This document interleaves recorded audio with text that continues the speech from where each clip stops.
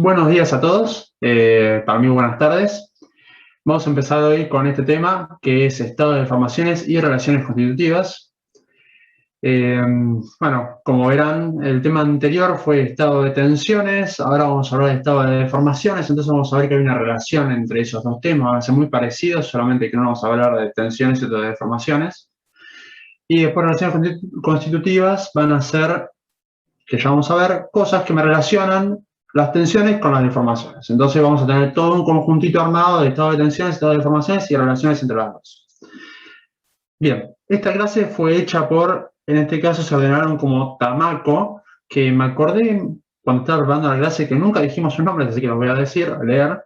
Tania Poletilo, Manuela Medina y Constanza Rufinel, les agradecemos por las clases que hicieron. Y vamos a avanzar. Entonces, al igual que hicimos en el caso de estado de tensiones, vamos a ver qué representan cada una de las deformaciones que conocemos y con qué las relacionamos. Nosotros las tensiones, por ejemplo, axila, las relacionamos con una fuerza y un parámetro geométrico que era el área.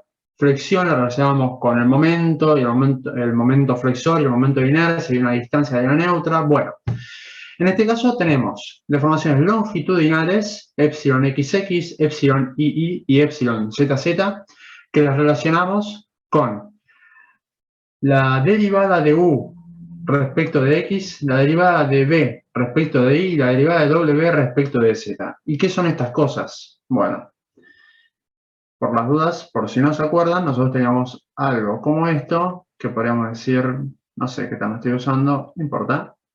En X yo tenía el desplazamiento que llamábamos U, en Y tenía el desplazamiento que llamábamos B, y en Z teníamos el desplazamiento que llamábamos W. Entonces, epsilon XX es la derivada del desplazamiento en X, o sea U, con respecto a X.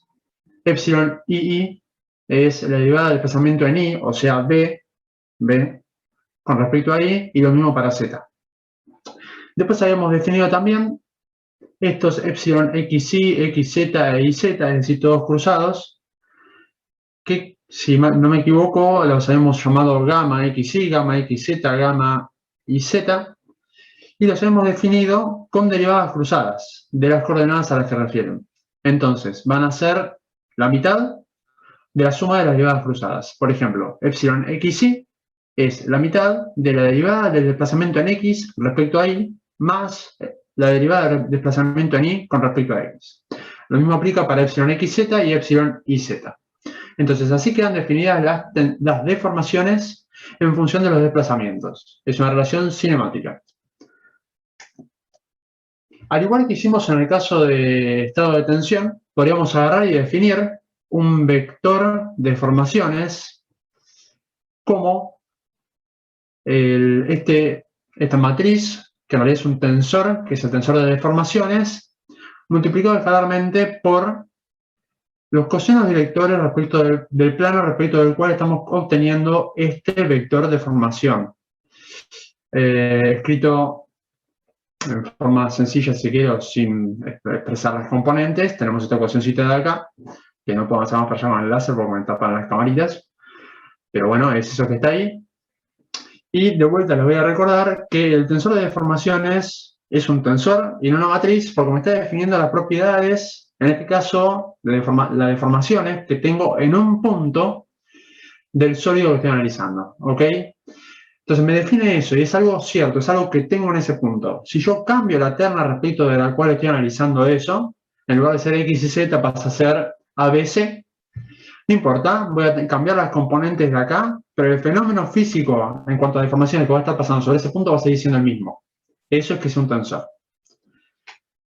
Bueno, entonces, todo este cuento ustedes ya lo saben, ¿no? Un poco. Si nosotros agarramos y definimos al vector de deformación como esto que está acá, que es lo mismo que está ahí arriba, podríamos definir un vector, primero podemos definir este valor escalar, que es el módulo de la deformación longitudinal, como el producto escalar entre el epsilon, el vector de deformación, y la normal al plano que estamos considerando. El vector de deformación longitudinal sería ese valor escalar con dirección normal al plano, porque justamente que es una deformación longitudinal quiere decir que es una deformación en el sentido normal al plano. Bueno, entonces sale esto que está acá. Y finalmente podemos definir un epsilon transversal como la resta entre el epsilon, el vector de formación total, y el vector de formación longitudinal. Esto es exactamente igual a lo que teníamos en tensiones, solamente que, y lo voy a escribir para que lo recordemos, teníamos acá un sigma n era igual a un tensor de tensiones multiplicado claramente por la normal. En lugar de tener epsilon L, que era epsilon longitudinal, tenemos esto no era sigma, esto era un rho, lo habíamos llamado. Un rho, bien. Tenemos el vector tensión normal igual, el vector no, el valor escalar tensión normal igual al vector rho, que el vector tensión multiplicado claramente por la normal al plano. Ahora sí, teníamos el vector tensión normal que surgía de ese valor escalar sigma n en la dirección de n, la normal al plano, y teníamos el tau, que era el vector tensión tangencial, igual a la resta entre el vector tensión en el plano n, de normal n, y el vector tensión normal al plano de normal n. Entonces verán que hay una gran similitud en todo lo que estamos haciendo, ¿no? Vamos a decir, igual que antes, que una deformación, una dirección principal, perdón, es aquella para la cual mi epsilon transversal es nulo. ¿Qué implica que ese epsilon transversal es nulo? Bueno, que el vector de formación y el vector de formación longitudinal son iguales. Esto que está acá. Al igual que hicimos antes, si reemplazamos el vector de formación por su expresión, que está acá arriba, y el vector de formación longitudinal por su expresión, que está acá arriba, abajo de la otra, obtenemos esta igualdad. A partir de esta igualdad, bueno, vamos a hacer un planteo similar al anterior y vamos a ver qué podemos obtener a partir de eso. El planteo que hacemos entonces es este que está acá. Esta flechita implica que estamos haciendo epsilon i por ni igual a epsilon i identidad ni, y al mismo tiempo estamos pasando esto para este lado, al igual que hicimos antes en tensiones, y me queda esta expresión hermosa de acá, que verán que es exactamente lo mismo que teníamos antes. Lo escribo solo a modo de recordatorio, pero era lo mismo. Lo que estaba en el paréntesis era eso, en tensiones. Solamente, ¿qué cambia? Que tengo en lugar del tensor de tensiones, el tensor de deformaciones, y en lugar del sigma i, el epsilon i. ¿Esto cómo lo resuelvo? Bueno, si a esta matriz, a todo esto, lo llamo M, esta igualdad se cumple cuando el determinante de M es igual a 0. ¿Qué es lo que obteníamos en el tema pasado, en el estado de tensiones, al resolver esto? ¿Qué terminaban siendo los sigma i? Autovalores. Autovalores. ¿Y cómo los llamamos en particular? Son autovalores, pero para estado de tensión. ¿Cómo los llamamos? ¿Tensiones qué? Principales. Principales. Bien, excelente. Y los autovectores, que eran los NI, los llamábamos, igual que está acá arriba, así que no les pregunto, direcciones principales. ¿Ok? Bueno, y vamos a tener una particularidad. ¿Cuál? Que voy a tener que borrar lo que escribí. Vamos a borrar esto, que esto ya lo saben de antes, pero el resto también, pero bueno. Vamos a tener una particularidad que las direcciones principales, al igual que antes, son los autovectores, pero en este caso el tensor de deformaciones. La particularidad es que esas direcciones principales son las mismas que teníamos en el caso anterior, en este. O sea, los autovectores del tensor de deformaciones son los mismos que los autovectores del tensor de tensiones. ¿Ok? Por lo tanto, las direcciones principales para tensiones son también direcciones principales para deformaciones. Además, los epsilon i, como me dijeron por ahí, van a ser las deformaciones principales y los autovalores del tensor de deformaciones. ¿Cómo resolvemos esta sistemática? Bueno, hacemos lo mismo que hicimos antes, solamente que con los epsilon i en lugar de los sigma i. Entonces planteamos un determinante de m como esta expresión de acá, con un epsilon i al cubo, menos la invariante 1 por epsilon i al cuadrado, más una invariante 2 por epsilon i menos una invariante 3, igual a 0. La invariante 1, ¿qué es? La invariante 1 es la traza del tensor de deformaciones.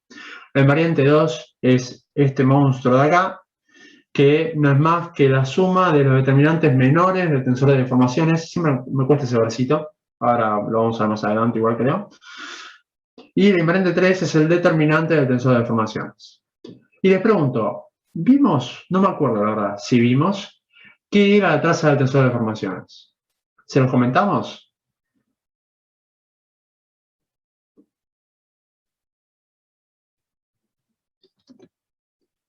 Si yo tengo que algo así es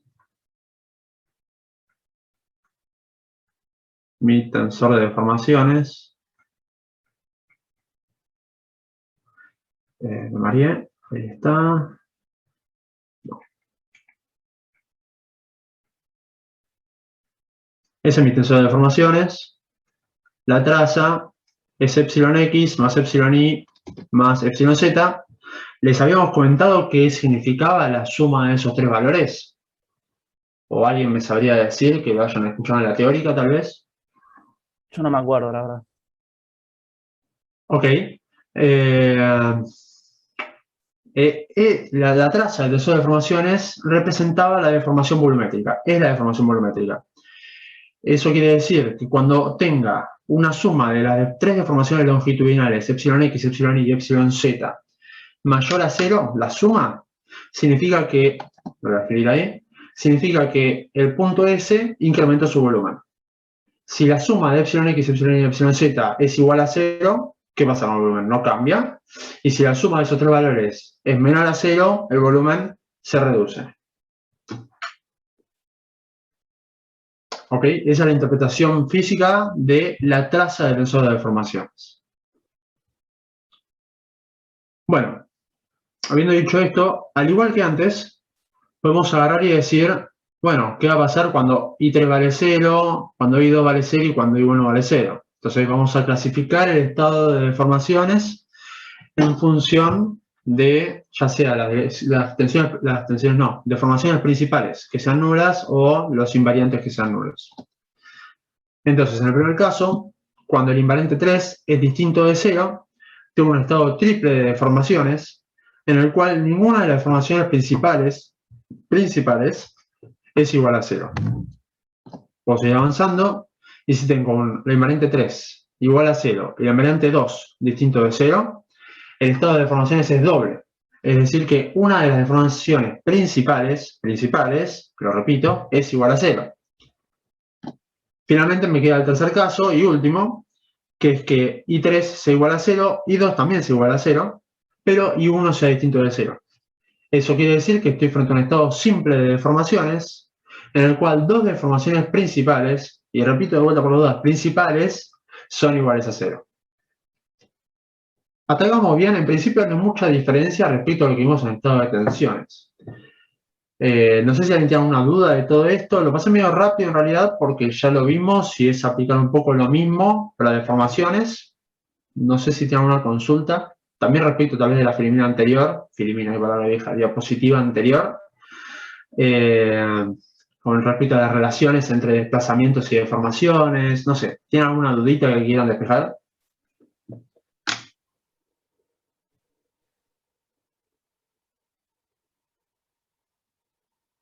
Un corto comentario que lo dijo Cristian con el tema de los invariantes, pero no es solo el primer invariante que tiene significado físico. Los invariantes no son solo constantes que aparecen en un polinomio para buscar una raíz. Los invariantes, para empezar, son invariantes porque al variar la terna, los invariantes son los mismos, el tensor tiene esas propiedades, y después se usan porque tienen significado físico los tres. Acá generalmente hablamos del I1, pero el I2 y 3 también tienen un significado, y también para tensiones. En tensiones, los tres invariantes tienen significado físico. El primero es la presión, el segundo es una idea del corte, como que todas las cosas se usan más que para calcular cosas. Los invariantes no son solo algo que aparecen para buscar tensiones principales o deformaciones principales, y tampoco son cosas que se usan para clasificar el estado. tienen uso por su cuenta, no lo vemos en esta materia, pero no son un capricho calcular invariantes para calcular un número, tienen significado, el tema es que no tenemos el tiempo suficiente para ver en detalle todo el tema de invariantes. Y nada más que aportar, si no hay dudas, puedes seguir. Voy a dejar escrito para que quede. Era esto, ¿cómo era? P sobre 3P era, o P era igual a traza del tensor de tensiones sobre 3, ¿era así? Sí. Bien, eso creo que no lo mencionamos en la clase pasada, y también está bueno que lo sepan. Al igual que como aplica para la deformación volumétrica, bueno, la presión es una presión hidrostática, nos estamos refiriendo, y la traza del tensor de tensiones, es decir, sigma X más sigma Y más sigma Z sobre 3, me da una idea de la presión de confinamiento o hidrostática que tengo en ese punto. Esto es el tema anterior. Esto es el tema anterior. Ahí es anterior. Bien. Bueno, si estamos bien con esto, entonces vamos a avanzar un poquito, a pensar ahora si ya más o menos entendemos, más o menos, el tema de estado de tensiones y estado de deformaciones, vamos a querer ver algo para relacionar estos dos temas. Ahí están mis manos. Relacionar estos dos temas. ¿Qué vamos a hacer para eso? Bueno, vamos a pensar un poco en las ecuaciones constitutivas que les mencioné en la primera diapositiva de la clase. Entonces, vamos a ver un poco qué es lo que tenemos hasta ahora. En primer lugar, lo que hicimos la clase pasada fue relacionar fuerzas con tensiones. Recuerden que teníamos, por ejemplo, que para axil N sobre A era igual a sigma, para flexión M sobre J por una distancia de área neutra era igual a sigma, y así podría también seguir con los tau, Florovsky, Q por S sobre JB, y momento de sol, como yo no tengo que escribirlo. Pero, en definitiva, siempre aparece una fuerza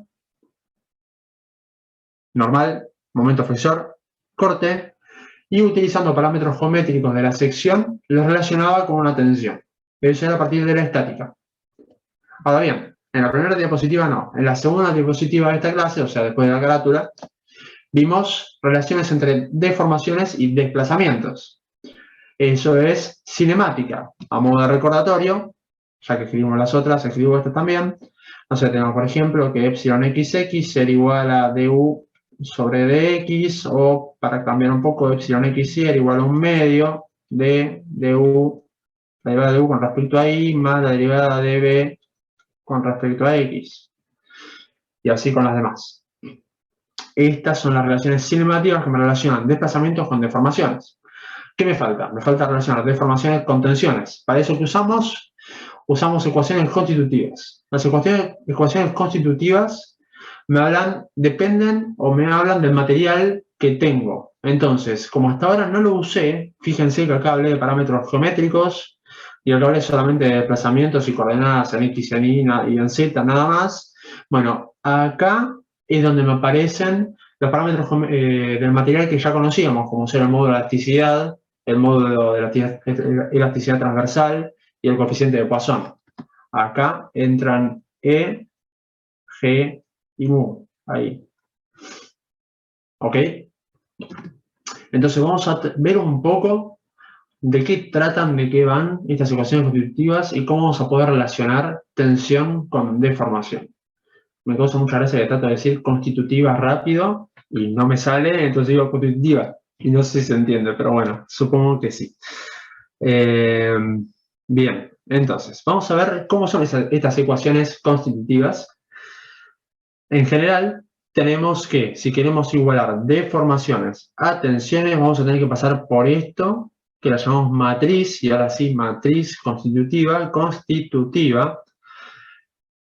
en la cual veamos que tenemos. En el vector de formación de la izquierda, tengo arriba las tres componentes que se corresponden con las deformaciones longitudinales, es decir, epsilon X, epsilon Y y epsilon Z. De igual manera, las tres primeras componentes del vector tensión son las tensiones normales, es decir, sigma Y X, sigma Y y sigma Z. esas tres componentes de cada lado, ¿con qué parte de mi matriz constitutiva se van a relacionar?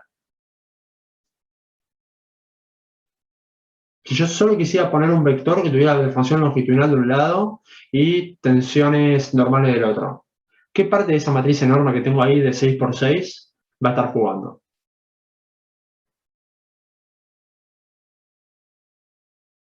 Las primeras 3 columnas y 3 filas, digamos. Ok, perfecto. Perdí el mouse, ahí. Esto de acá me decís. Claro, ese bloque. Bien. ¿Y qué me está diciendo eso? ¿Qué me está diciendo? Que hay una relación, como podrán ver, existe una relación entre sigma x, sigma y sigma z y epsilon x solamente, o entre estas tres tensiones y epsilon y solamente, o entre estas tres tensiones y epsilon z. Es decir, las tres deformaciones longitudinales dependen de las tres tensiones normales. ¿Ok? ¿Y cómo dependen? Bueno, hagamos un dibujito en el plano para no hacer demasiado lío. Supongamos que tenemos nuestro cubito, lo vemos en el plano solamente, cubito que representa un punto. Este es el plano XY. Y tenemos un vector tensión que sea, por ejemplo, sigma x 0, 0. No importa cuánto vale sigma x, solo sé que vale algo positivo, así no hacemos lío. Entonces, sigma x positivo. ¿Cómo se va a deformar en x ese puntito o ese cubito en este caso cuadrado, puesto en el plano? En x, ¿cómo se deforma? ¿Se puede estirar o acortar? ¿Qué hace?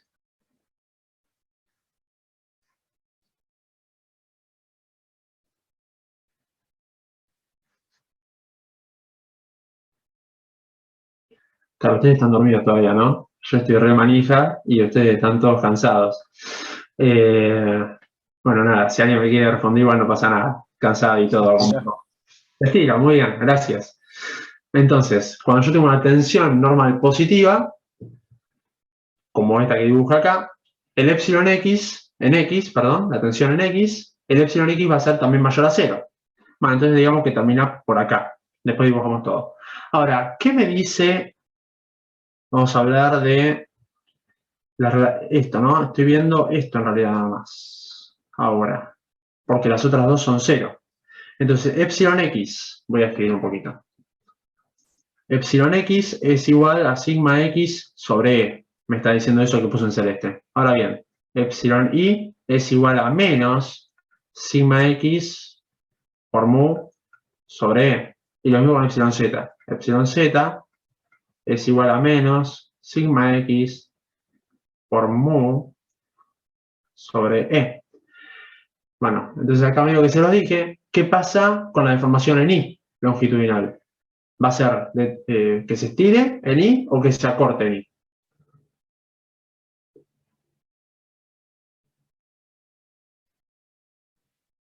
Que se acorte Y y Z, los dos se van a cortar. Claro, como estamos viendo sobre el plano XY, voy a decir que solamente se acorta en i, pero así pasan los dos. Es correcto lo que decís. Entonces voy a terminar teniendo algo por acá.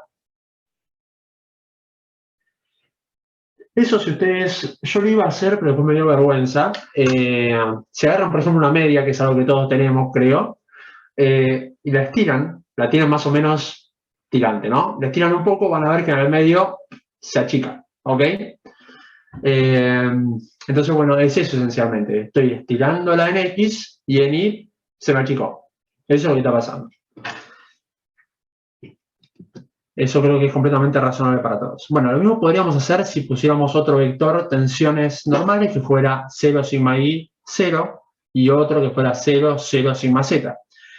Se achicaría, se agrandaría en el sentido, se agrandaría queda feo, ¿no? Se estiraría o incrementaría su longitud. La deformación longitudinal en el sentido de la tensión sería, que coincide con la tensión, sería del mismo sentido, mayor a 0 supongamos, pero en los otros dos sentidos sería de signo contrario, la deformación.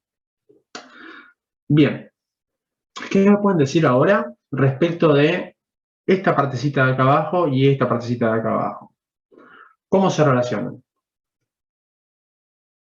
Estoy viendo ahora esto que puse en violeta. con esto que puse en violeta. ¿Con qué parte de la norma matriz constitutiva de 6×6 que tengo se relacionan?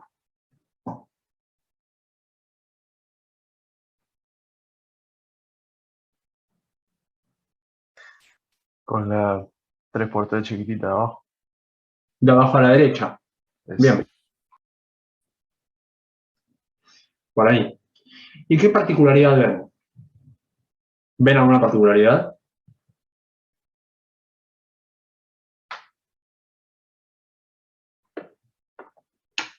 Que tienen toda la misma relación. Bueno, por un lado tienen toda la misma relación, eso es cierto. ¿Y algo más ves? ¿O alguien ve? Simétrica. ¿Cómo? ¿No es simétrica? Ok. Pero un poquito más particular de simétrica, pero un caso particular de simétrica es esta, que ¿cuál es? Diagonal. Es diagonal, perfecto. Que sea diagonal implica que son independientes. Las deformaciones en XY, XZ y YZ, una respecto de una de otra, digamos. O sea, como que si yo tengo un tau XY distinto de 0, pero los otros dos hago lo mismo de antes. Si yo tengo acá tau XY 0, 0, yo sé que el epsilon XY va a tener un valor, pero epsilon XZ y epsilon YZ va a ser 0. No hay ninguna dependencia entre epsilon XZ y tau XY. No hay ninguna dependencia entre epsilon YZ y tau XY. ¿Ok? Entonces, esas tres ecuaciones son linealmente independientes, a diferencia de las otras. Y respecto del conjunto, ¿qué otra cosa ven? ¿Hay relación entre la parte longitudinal o normal y la transversal o tangencial? ¿Se entiende la pregunta? Si yo en lugar de dividirlo como lo dividí en transversal o transversal o tangencial, es decir, la parte violeta, y longitudinal normal, es decir, la parte roja, hubiera tomado todo el conjunto. ¿Ven alguna otra particularidad?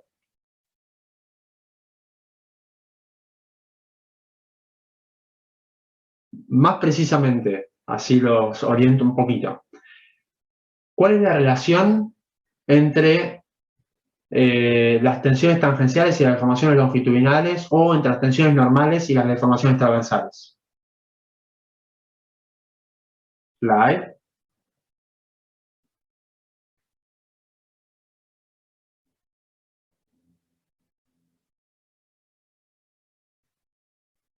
Creo que no. Ok. Y me preocupa un poco el creo, igualmente gracias por responder, porque me estaba asustando un poquito, pero veámoslo. A ver. Veamos epsilon x, por ejemplo. Epsilon x va a ser todo este renglón por todo este vector. ¿Ok? ¿Qué pasa? Bueno, tengo 1 sobre e por sigma x, menos mu sobre e por sigma y, menos mu sobre e por sigma z, 0 por tau xy, 0 por tau xz, 0 por tau yz. Listo. Ahí se está confirmando lo que decías vos. No hay ninguna relación entre tensiones tangenciales y deformaciones longitudinales, o entre tensiones normales, me pasa lo mismo acá, ¿no? Entre tensiones normales y deformaciones transversales. Entonces tengo una... Están separados, están trabajando por separado. Bien, eso es importante. ¿Hay alguna duda con todo este pequeño lío que hice?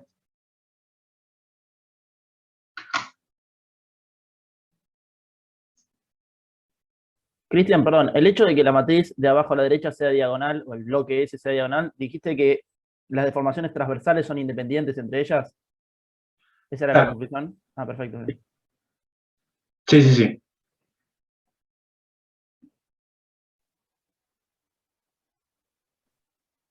Es decir, la deformación transversal solo depende de la tensión tangencial en su misma dirección.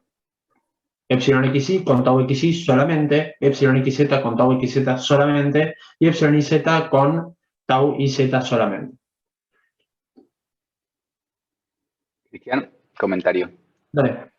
Esto que estamos viendo son relaciones para materiales isótropos. Los materiales isótropos es un material, es el material más simple que podemos inventar. Un material lineal isótropo es el material más simple que podemos inventar, y no son las relaciones reales que van a tener los materiales.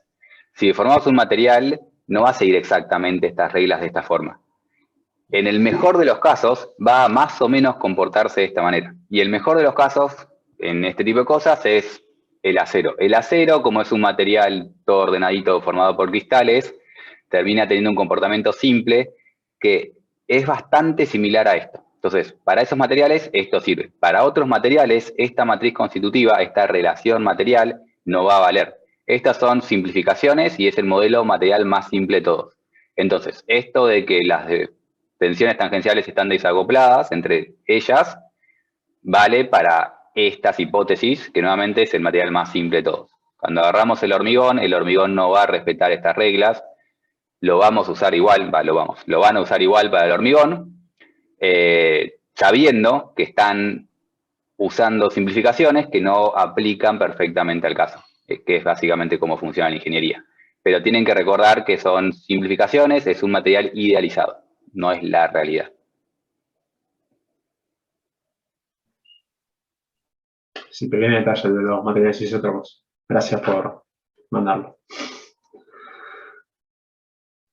Bueno, bien, si no hay otros comentarios o consultas, podríamos hacer esto mismo que hicimos, pero relacionando al revés, tensiones con deformaciones. Entonces tendríamos algo como esto, donde estas son mis tensiones, esta va a ser mis ecuaciones constitutivas, digamos, que me relacionan deformaciones con tensiones, y acá voy a tener el vector de deformaciones.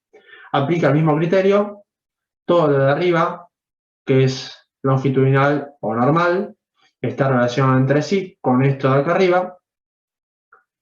Todo lo de abajo es linealmente independiente porque son transversales o tangenciales, deformaciones o tensiones. Y de vuelta, esto es válido para materiales isótopos. Y ya, por más que lo apliquemos en casi todo. Bueno, en casi todo no, lo van a aplicar en todos ustedes. Bien, a continuación tenemos un poco desarrollado todo este concepto que no quería dejar de mencionarle yo. Me voy a poner un poco las cámaras, así no me molestan. Bien, entonces, bueno, como les dije, podemos desacoplarlos y tenemos por un lado esta matriz constitutiva que solo me relaciona tensiones normales con deformaciones longitudinales y por otro lado tenemos estas ecuaciones separadas, porque es la diagonal, de deformaciones tangenciales en función de tensiones tangenciales. Perfecto. También podríamos agarrar y expresar cada una de estas deformaciones en función, como una función sola, como una ecuación solamente. Entonces podemos hacer algo como esto. Epsilon xi es sigma x sobre e menos mu sigma y sobre e menos mu sigma z sobre e. Eso es lo que está acá. Y así con las demás. Nada. Un pequeño desarrollito solamente para que les quede un poquito más claro esto. Tensiones normales y deformaciones longitudinales están acopladas. Tensiones transversales o deformaciones transversales están desacopladas. Y entre sí ambos sistemas están desacoplados en materiales isótopos. Y es importante notar que esto que estamos aplicando acá es válido para cualquier sistema de coordenadas. Dicho eso, si es válido para cualquier sistema de coordenadas, en particular lo va a ser para el sistema de coordenadas principales. Entonces, cuando nosotros queramos trabajar, que es hacia donde estamos llevando todo, en coordenadas principales, es decir, 1, 2, 3, que ya sabemos determinarlas, podremos aplicar estas ecuaciones. Y si estamos en coordenadas principales, vamos a tener en lugar de epsilon x, epsilon y epsilon z, ¿qué vamos a tener?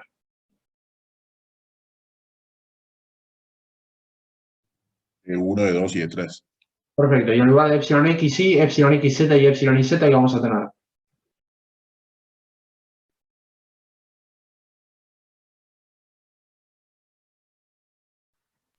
Cero puede ser. 0, porque cuando estoy en la dirección principal, las, ya sea deformaciones o tensiones tangenciales, son nulas. Entonces voy a usar solamente esta cosa que está acá. ¿Ok? En direcciones principales. Déjenme hacer un rápido. Ok, perfecto. Esa fue la intro teórica. Entonces. Comentario final. Cuando habíamos dicho que justamente las direcciones principales coincidían para tensión y deformación, en realidad eso vale para materiales isótropos y lo pueden ver justamente con estas relaciones. Solo vale que las deformaciones principales, perdón, que las direcciones principales coinciden cuando justamente el tau xi está ligado exclusivamente al epsilon xi. Entonces, si no tengo taus, no tengo deformaciones transversales. Entonces, si es principal en uno, es principal en el otro. Vale solo nuevamente para estas relaciones materiales y lo pueden demostrar fácilmente usando estas cosas que tienen ahí en pantalla.